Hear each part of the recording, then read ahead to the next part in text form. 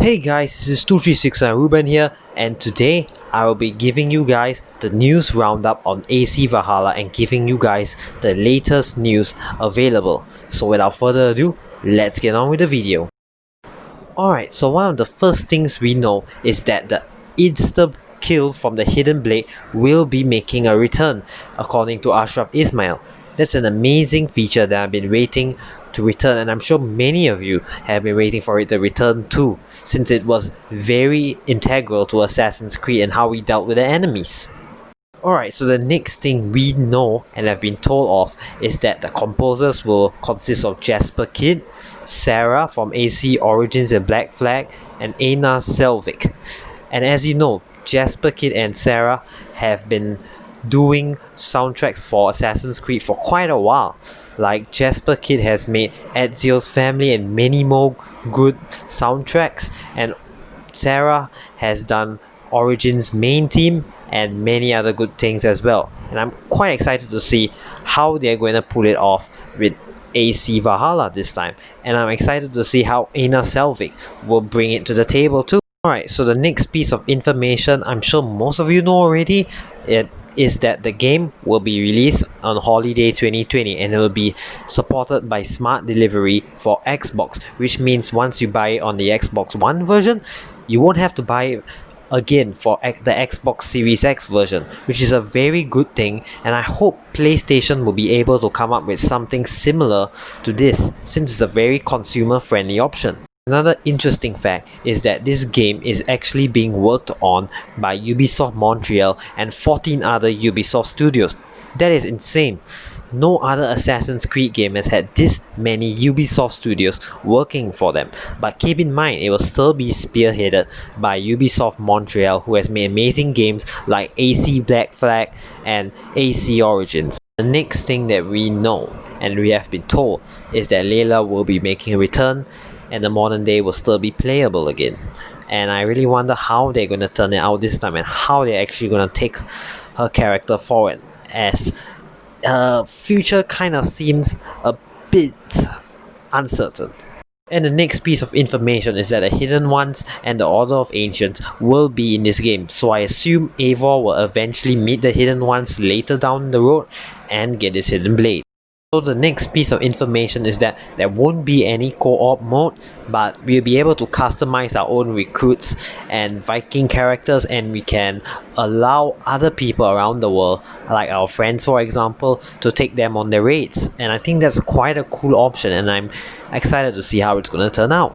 Alright, so the next piece of information is that the naval combat will not work like how it did in Assassin's Creed Odyssey and something like Black Flag. Instead, the longship that we'll be having will be more of a means to get to place instead of actually being like how the naval combat used to work on the previous games.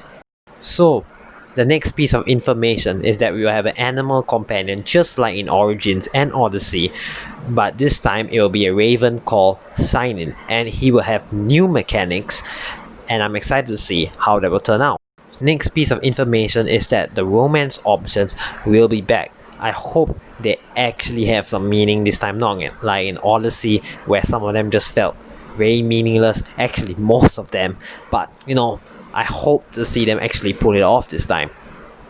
So the next piece of information is that we will have our own settlement, which will be very important to the story, since apparently the decisions we make in the story will affect who's going to end up in the settlement and how our settlement might look like. So our decisions will really ripple through the community, which is what they want us to feel like it does, and I hope it actually turns out like that. So we also can upgrade our settlement, change it, customize it, and also bring in characters there and customize our characters as well, and then bring them along for raids. This is a very cool feature, and I want to see how deep it actually is when we are actually shown it.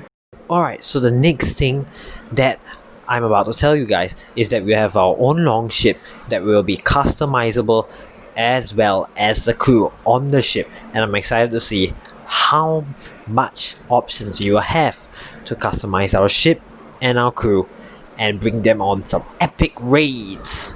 Alright guys, the next piece of information is that level gating will not be present anymore, and instead we have to focus on different tactics to defeat our enemies. Plus, enemies will have more variety compared to the previous AC games, which is a welcome change. Alright, so the next piece of information is that combat has been described as brutal and weighty, and that we will be seeing some dismemberment like decapitation. Wow. Alright, so the next piece of information is that there will be less grind in the main story. The dev's goal was to give you an experience that you could create that you wanted. For example, if you wanted to experience the story for just what it is, you could do that. And if you wanted to grind more and become as powerful as you want, you can do just that. Amazing, really. Alright, so the next piece of information is that the narrative director of this game was also the lead writer for AC Black Flag and AC Revelations. Amazing games. And his name is Darby McDevitt. And I could not be any happier because he is an amazing guy and he's also an amazing writer. So it just makes me more hyped and more excited.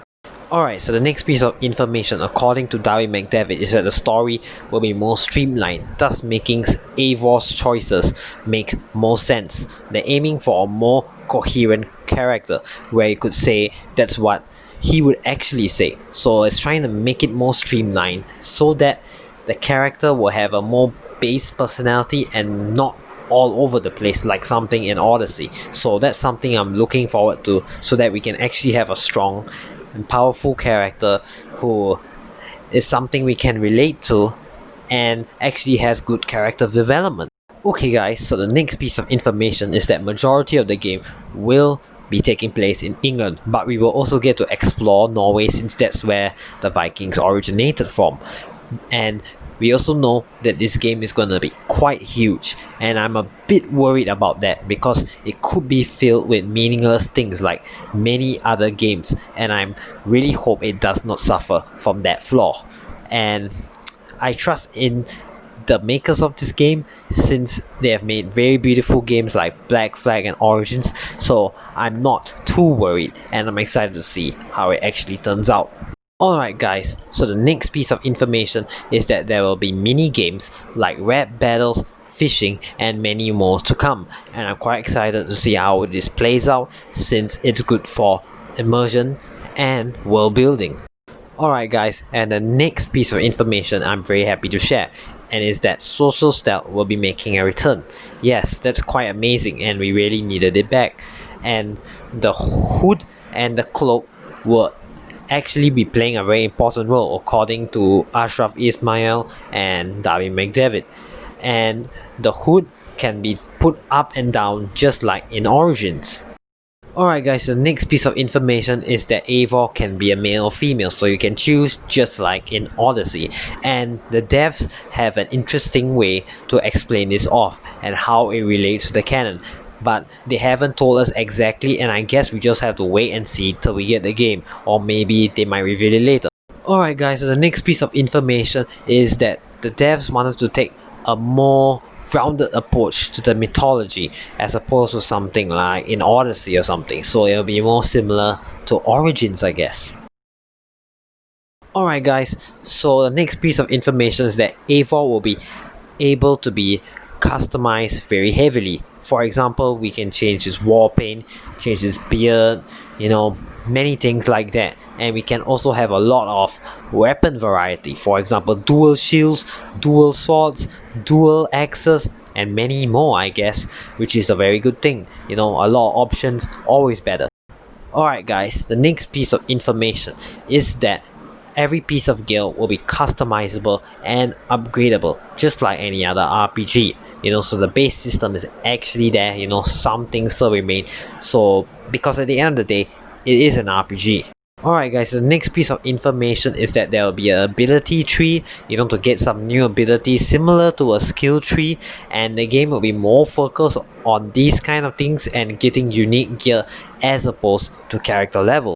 Alright guys, that's about all for now, and I'll report on more news on AC Valhalla in the future, and I'm excited to bring it to you guys. So what do you think about this news so far? Leave your thoughts in the comment section. Are you optimistic about this game, or do you feel like it's not really there for you yet? I'd love to hear what you have to say.